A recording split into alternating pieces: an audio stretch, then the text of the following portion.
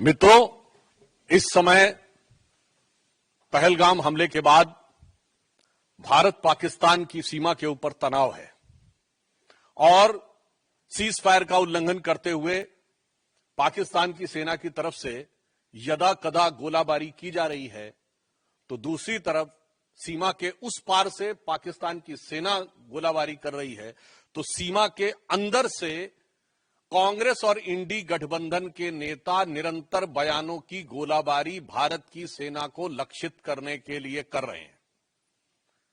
अगर पाकिस्तान की सेना को लगता है कि उनके इन प्रयासों से भारत की सेना डिमोरलाइज हो सकती है, तो मुझे लगता है ठीक उसी भाव से इंडी गठबंधन और कांग्रेस के तमाम नेता अपने बयानों के गोले बरसाते हैं, जो भारत की सेना के मनोबल को कम करने के लिए लक्षित होते हैं। एक तरफ कांग्रेस और इंडी गठबंधन के नेता ये मुखौटा लगाकर कहते हैं कि वो सरकार के साथ हैं, और फिर उनके नेता बयानों की श्रृंखला एक के बाद एक वो देते रहते हैं जो भारत के विरुद्ध और भारत की सेना को मनोबल को गिराने वाली हो। ये बात मैं गंभीरता से कहता हूं और दुख के साथ कहता हूं कि ये कुछ वैसा ही है जैसे पाकिस्तान यहां पर गतिविधियां करता है और ऑफिशियली ये स्टैंड रखता है कि उसका उनसे कोई लेना देना नहीं है, वो तो शांति चाहता है। ठीक उसी प्रकार कांग्रेस और इंडी गठबंधन का ऑफिशियल स्टैंड रहता है कि हम सरकार के साथ हैं, और उनके नेता जो छोटे नेता नहीं हैं, मुख्यमंत्री सिद्धारमैया, पूर्व मुख्यमंत्री चन्नी जी और आज अजय राय प्रदेश अध्यक्ष कांग्रेस पार्टी, ये निरंतर ऐसे बयान देते रहते हैं। और ये वो पार्टी है, जब खुद सत्ता में थी तो आतंकवादी घटनाओं के बाद भी एक भी वर्ष ऐसा नहीं था जब मनमोहन सिंह सरकार ने पाकिस्तान से द्विपक्षीय शांति वार्ता स्थगित की हो, और 11 वर्षों में मोदी जी की सरकार में एक भी वर्ष ऐसा नहीं है जब पाकिस्तान से औपचारिक द्विपक्षीय वार्ता की हो। ये अपने आप में प्रमाण है कि हमारी सोच और उनकी सोच में क्या अंतर है। मगर मुझे बहुत दुख और पीड़ा है कि कांग्रेस पार्टी जिस प्रकार के बयान दे रही है।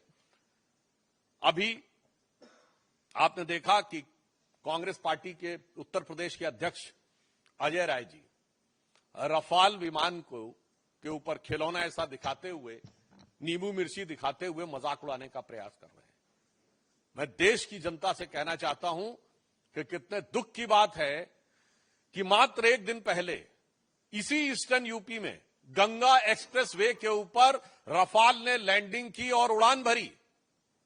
यानी ये सीधा संदेश था पाकिस्तान और हमारे देश के दुश्मनों को, और उसी क्षेत्र में उसी गंगा के किनारे बैठकर कांग्रेस पार्टी का प्रदेश अध्यक्ष उसी रफाल विमान का मजाक उड़ा रहा है। इससे साफ हो जाता है कि कांग्रेस की मानसिकता क्या है।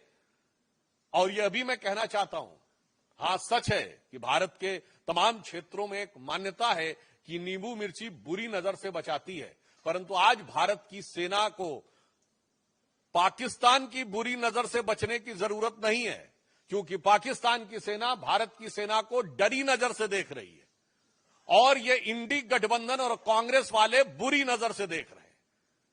तो आज वास्तविकता में ईमानदारी से कहें तो भारत की सेना को हमारे इन विपक्षी दलों के, कांग्रेस और इंडी गठबंधन के दलों की बुरी नजर से बचने की जरूरत महसूस हो रही है।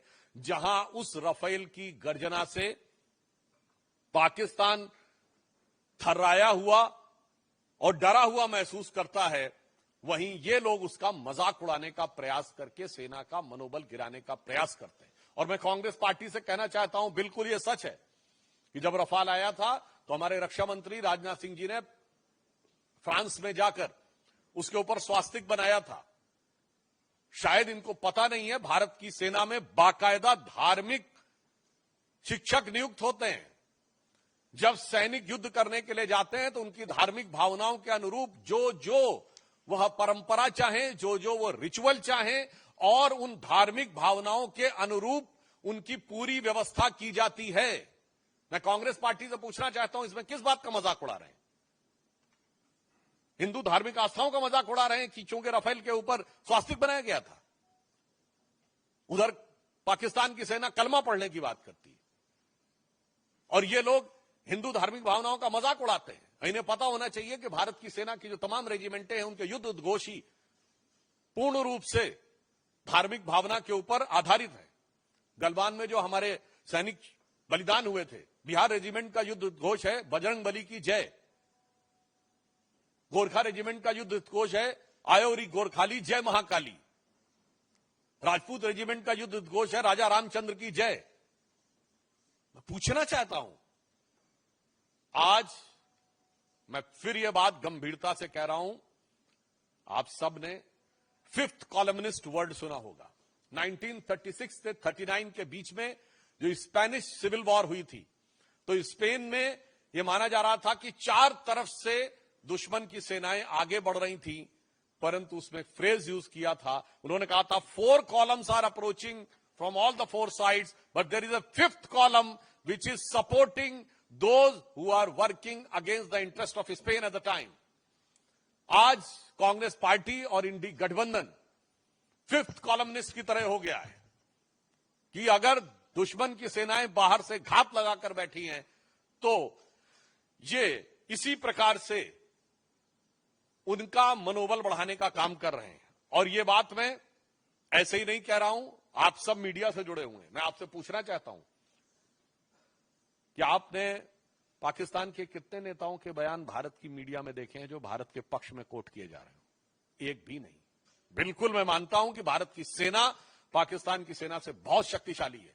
भारत की सरकार प्रधानमंत्री श्री नरेंद्र मोदी जी के नेतृत्व में दृढ़ निश्चय और संकल्प के साथ कटिबद्ध है, मगर एक मामले में पाकिस्तान हमसे मजबूत है।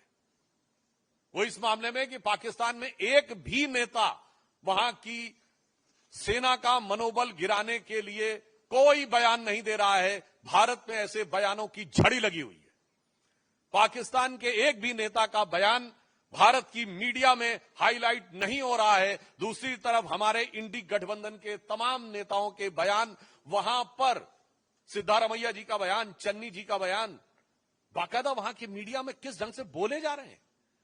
वहां के राजनीतिक विश्लेषक वहां की टीवी डिबेटों में बैठकर भारत के राजनीतिक दलों का नाम लेकर, नेताओं का नाम लेकर यह शब्द प्रयोग कर रहे हैं कि सब लोग हिंदुस्तान में मोदी के साथ नहीं हैं। यहां तक शब्द प्रयोग किए गए, इसके वीडियो अवेलेबल हैं, राजनीतिक दलों का नाम लेकर कि ये लोग हमारे साथ हैं। और मैं विपक्ष दलों को भी बताना चाहता हूं कि विपक्ष में आचरण कैसे किया जाता है, यह उन्हें ध्यान रखना चाहिए। 2010 या 11 या 12 की बात है जब पाकिस्तान के तत्कालीन प्रधानमंत्री नवाज शरीफ ने हमारे तत्कालीन प्रधानमंत्री स्वर्गीय मनमोहन सिंह जी के लिए आपत्तिजनक शब्दों का प्रयोग किया था। देहाती औरत और जाने किस किस संदर्भ में बोला था। उस समय हमारे वर्तमान प्रधानमंत्री और उस समय गुजरात के मुख्यमंत्री